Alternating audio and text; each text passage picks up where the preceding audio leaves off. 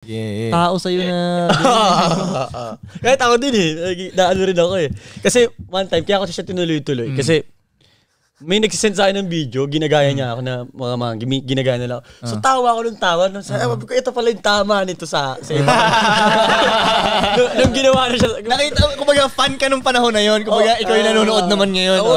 Ito pala. Kaya sabi ko, sige, bibigyan ko kasi natuwa rin ako. Sabi ko, grabe, girl. Sabi ko, siguro tol kasi pag nagpo-post siya, parang hindi normal na nakikita mo. Tsaka hindi normal yung mga sinasabi niya. Hindi normal. Pati yung galawan. Di ba? May isip mo baliw siya eh. Di ba? So parang, bago lang siya sa mata.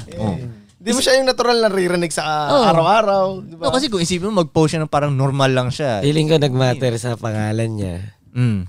Kakaiba. Tapos, malaking simula nga din yung pass din niya. Yung balok-baloktot niya, tsaka yung pagkabastos ng bunganga niya. Talagang controversial daw. Controversial siya sa hindi nga normal kasi ang normal na tao magpi-play safe eh. Hindi magsasalita ng mga ganun, yung mga lupay-pay. Hindi naman ganun magsalita yung mga lupay-pay ka talaga, girl. Takot magsalita ang normal na tao ng ganun eh. So parang sa akin sa tingin ko si Mangi, hindi siya takot na mabash siya mahusgahan. Pag takot ka mahusgahan, hindi ka talaga iaano sa internet. Hindi ka para dito. Hindi ka para dito, di ba? Pag mahihiya ka nga, magugutom ka. Inang yan, no? Mahihiya ka, magutom ka. Sinabi sa Kaya lupay-pay ka ngayon, girl. Lupay ka talaga, girl. Itong mga mukhang to, nako, lupay-pay ka talaga. Ano agad, girl? Lupay-pay ka talaga, girl. Uwi ka talaga sa boyfriend mo nila Pay-Pay Girl. Tapos, yung masarap idagdag yung lyrics mo din yun, masakit ang balakang. Masakit ang balakang. Uwi ka sa... Masakit ang balakang. Pay-Pay ka girl na masakit ang balakang. Nangalay. Pero may mga lyrics ka ba minsan, tol, na pag tumagal na, tangina, di ko sinabi yan. Walang ganun. Wala kang ganun. Kasi sinabi ko to, talagang gusto ko sabihin. Nice. Sa bagay.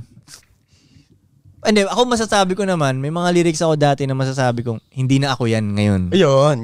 May mga ganun ako na... Yeah. Kaya mo nasasabing ayaw mo yun kasi hindi na ikaw yun eh. Yeah. Siguro ganun. Oo. Parang ganito, tol. Alam mo, pag sinabi ko kasi yung mixtape na to, babalikan nila. Okay lang yan. Ayoko nga yung mixtape nila. Ayoko yung mixtape na yun eh. Black mixtape. Okay lang yan, Koy. Alam mo ba, lahat ng ayaw ko na collab natin, yun ang nag-hit.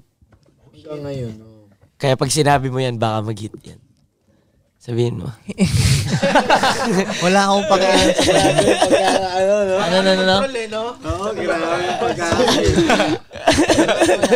Ano mixtape? Get it out, my brother. Ganito na lang. Sa pinamagatang. Yung mixtape na yun pa naman, ang dami may gusto